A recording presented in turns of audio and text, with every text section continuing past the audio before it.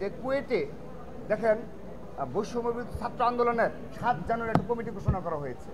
সেই কমিটির মাধ্যমে তারা যদি ছাত্র রাজনীতি পরিচালনা করতে পারে এবং শিবিরের কমিটি রয়েছে, আমরা যত অবগত রয়েছি, এই শিবির এবং বৈষম্যবিরোধী ছাত্র আন্দোলনের ব্যানারে যদি ছাত্র রাজনীতি কুয়েটে প্রচলিত থাকতে পারে, তো আমার ছাত্র দলের সমর্থকরা যদি একটি সদস্য ফরম নিয়ে থাকে, এটিকে তারা গুরুতর অপরাধ করেছে, তাহলে কেন তাদের উপর এভাবে আমরা যে ভিডিও ফুটেজগুলো পাচ্ছি এখন, এবং সেই ফুটেজে দেখা যাচ্ছে যে বৈষম্যবিরোধী ছাত্র আন্দোলনের আহ্বায়ক, আমরা তাকে শিবিরের নেতা হিসেবেই জানি, এবং ক্যাম্পাসেও গতকাল যারা হামলা করেছে তাদের সবাইকে শিবিরের নেতা হিসেবে জানে।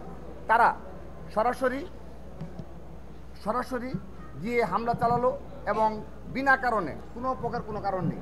তো তারা যদি এই ক্যাম্পাসগুলোতে ছাত্র রাজনীতি চালু রাখতে পারে, সেখানে ছাত্র দল ছাত্র রাজনীতি কেন করতে পারবে না? এটি হলো আমাদের প্রশ্ন।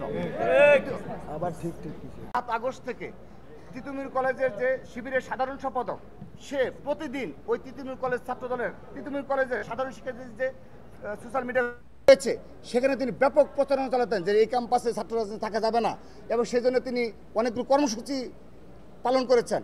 পরবর্তীতে এই কিছুদিন আগে যখন শিবিরের কমিটি ঘোষণা হলো, তাকে সাধারণ সম্পাদক করে শিবির কমিটি ঘোষণা করলো। অর্থাৎ শুধু তাই নয়, এই ঢাকা বিশ্ববিদ্যালয়ে এই রাজু ভাস্কর্যে আগস্টের পরে বেশ কয়েকটি কর্মসূচি পালন করার চেষ্টা করা হয়েছে, যদিও জেনারেল স্টুডেন্টরা এতে কোনো সাড়া দেয়নি যে ক্যাম্পাসে কোনো ছাত্র রাজনীতি থাকবে না। কিন্তু পরবর্তীতে শিবির যখন আত্মপ্রকাশ করলো, তাদের কমিটি ঘোষণা করলো, সেখানে দেখা যাচ্ছে সেখানে উল্লেখযোগ্য সংখ্যক এই যারা ক্যাম্পাসে রাজনীতি থাকবে না তারাই শিবিরের নেতাকর্মী হিসেবে আবির্ভূত হচ্ছে। এরকম আমাদের বেশ কিছু ক্যাম্পাসে এক্সাম্পল আমরা পেয়ে যাচ্ছি।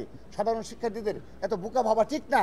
সাধারণ শিক্ষার্থীরা যথেষ্ট মেধাবী, সচেতন এবং রাজনৈতিক সচেতন রয়েছে বিদায় জুলাই আগস্ট সফল হয়েছে। তাহলে এভাবে যারা গুপ্ত এবং গোপনীয়ভাবে এভাবে অপর ছাত্র সংগঠনকে যেন ক্যাম্পাসে রাজনীতি করতে না পারে, সেই প্রচেষ্টার অংশ হিসাবে আমরা শিবিরকে দায়ী করছি। ধন্যবাদ। এখন বলবে